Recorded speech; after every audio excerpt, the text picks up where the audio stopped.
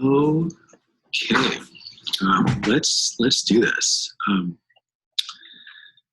This section that we're doing is all about Eastern Europe in the second half of the Cold War.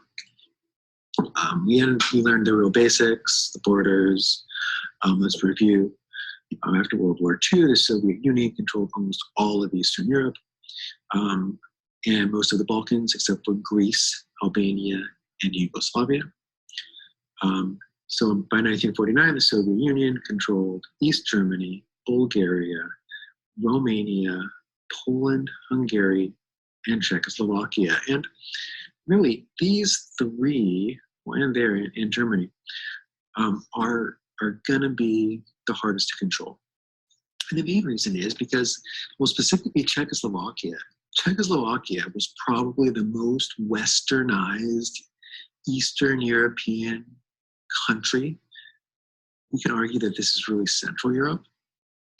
Pre-World War II, they had a democracy, they had a parliamentary system, they had capitalism, free trade.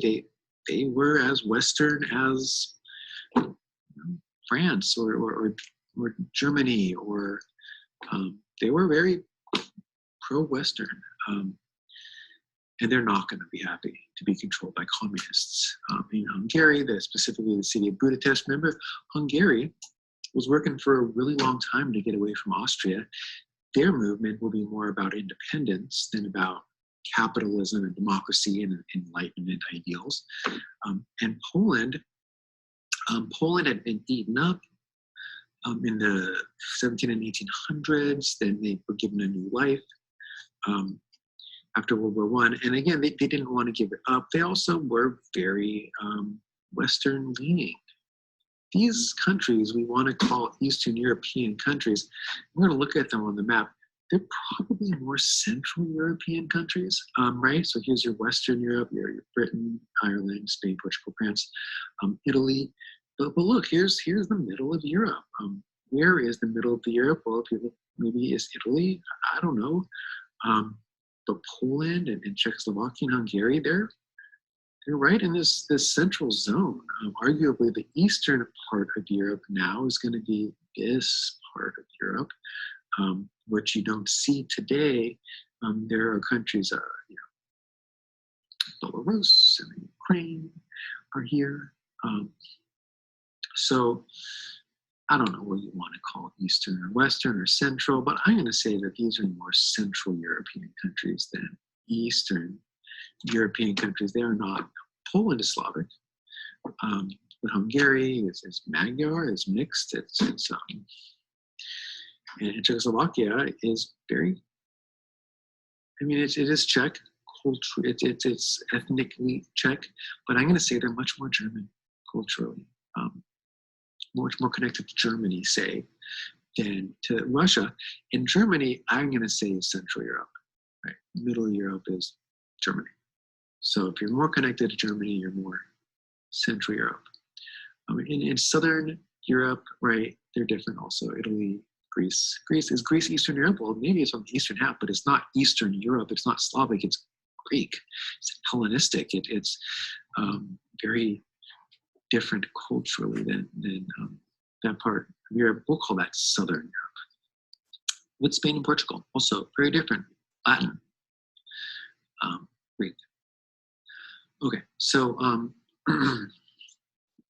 Albania and Yugoslavia, though, had their own communist parties. The USSR didn't even want to bother trying to fight those guys. The Yugoslavs had fought Hitler, said, no, we're communists. So Russia said, hey, communist brother, comrade, right, let's not do this. Let's just be buddies. And they were. Same with Albania, which really has a large Muslim population. Remember that, because we're going to circle back around to from the old Ottoman Empire influence. In those first 5 years, the Soviets take control of these countries, and they institute very strict communist, Stalinist style governments. But the three main countries that did not like this were your more central countries, European countries, your Poland, Hungary, and Czechoslovakia. And we're going to find out that all three, especially the last two, have their own version of a rebellion against the Soviets. Let's talk about it. In 1956, after Stalin died, and Khrushchev kind of loosens his tight, evil, I don't want to say evil, maybe I do, strict grip on Russia and the satellite states and the Soviet Union. Protests are going to start in Poland and Hungary, asking for their independence. Poland is going to quickly pass a bunch of laws giving themselves some independence, but they also then quickly back down and say, but, we're going to join the Warsaw Pact. So although we have some independence to form our own style of government and this kind of thing, we're militarily, we're going to stick with you, Russia, so don't fight us, right? That kind of thing. But in Hungary, they saw what Poland did, right? And they're like, oh, you can do that? I didn't even realize that was a thing. So they quickly also declare their independence. And the Soviet Union this time, Khrushchev says, we're not going to play that game with you guys. You didn't quickly pledge your allegiance to us. And we just don't like what's happening. We want to set a tone here. Maybe create an example out of you, Hungary. And they roll their tanks into the streets. These are actual photos of Russian tanks, 1956, rolling into Hungary. You can see people on the streets. You can imagine, right? They don't have their own military. They realize that they're being rolled by Big Red over there, the big Soviet Union. And all they can do is just, there's some skirmishes with the Soviets, squash them. And they go in and they take back control of Hungary. 14 years later, in Czechoslovakia, Writers' Rebellion led to the leader's resignation of Czechoslovakia. Now, in Czechoslovakia, the leader had been put in place by the Soviets, and he resigns in 1968, and the new leader promises freedom of speech, freedom of travel, freedom of the press, and their own unique version of socialism. Sorry, we're not going to be so strict. Brezhnev, who is now in power from Khrushchev, sees this and says, oh no. And he again is going to roll the tanks into the street in Eastern Europe and crush the rebellion. Okay? They kill people. This isn't like peace. They're not cruising, right? They're not low-riding, right? Bumping tunes. This is, and there are rebels, from the Czechs who shoot at or attack, the tanks in some way, and they get shot at. They get killed.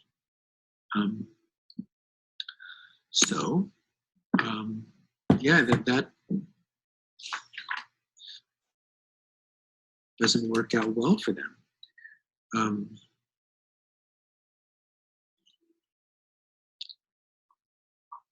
And I'm trying to see here.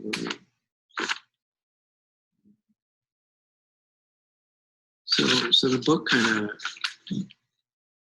covers this differently than I would. Well, no, I think that's it, actually. So bottom line, look. Second half of the Cold War, three of the most Western European-leaning, Central European-leaning satellite states try to have rebellions. They try and at least create their own version of socialism. They all probably want something like a democracy, especially Czechoslovakia and Poland. And none of them work, although Poland plays it smart enough to avoid the tanks rolling in. Interesting story about Poland. All right, and this is where I'm going to pick up the story. Look, I was talking to my great buddy, Mr. Derek, who works across the hall from me in the hymn building, and I tapped. And he's a Polish guy.